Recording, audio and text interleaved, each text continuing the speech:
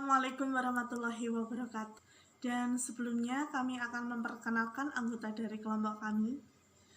Yang pertama adalah Alvina Rahma Widianti, NIM-nya 207190089.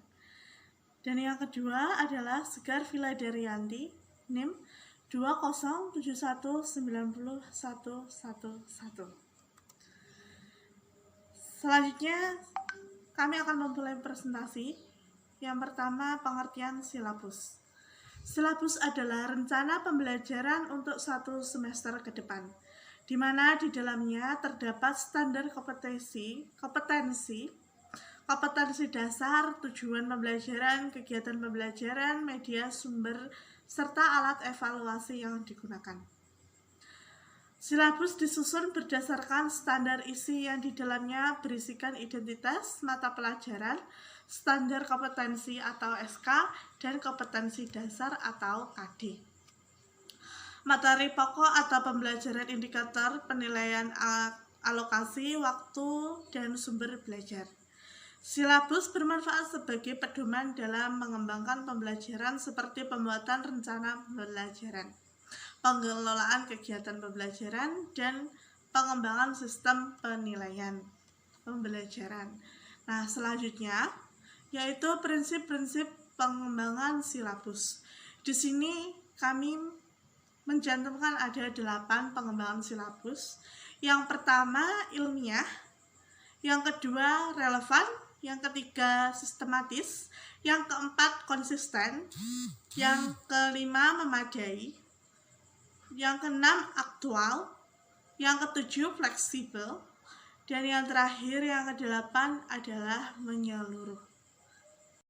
Cara menyusun silabus.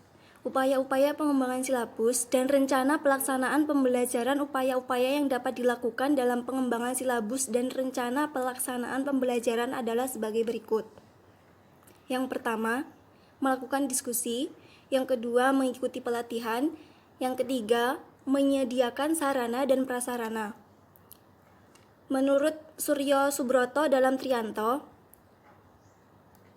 diskusi adalah suatu percakapan ilmiah oleh beberapa orang yang tergabung dalam suatu kelompok untuk saling bertukar pendapat tentang suatu masalah atau bersama-sama mencari pemecahan untuk mendapatkan jawaban dan kebenaran atas suatu masalah.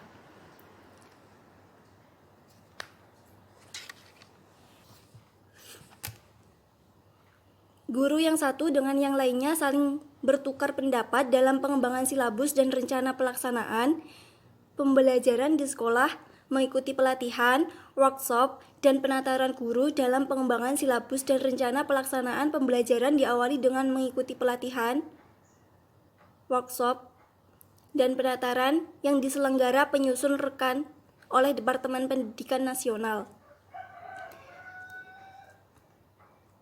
Silabus dilaksanakan bersama-sama pada musyawarah guru mata pelajaran MGMP pada tingkat satuan pendidikan untuk satu sekolah atau kelompok sekolah dengan tetap memperhatikan karakteristik masing-masing sekolah.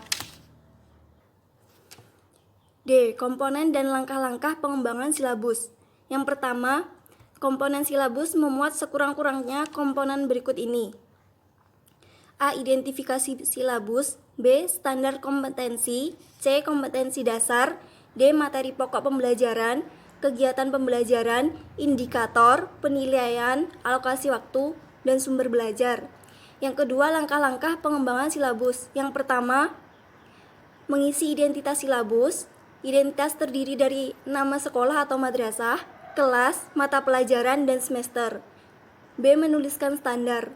Kompetensi standar adalah kualifikasi kemampuan peserta didik yang menggambarkan penguasaan pengetahuan, sikap, keterampilan, dan nilai yang diharapkan dicapai pada mata pelajaran tertentu.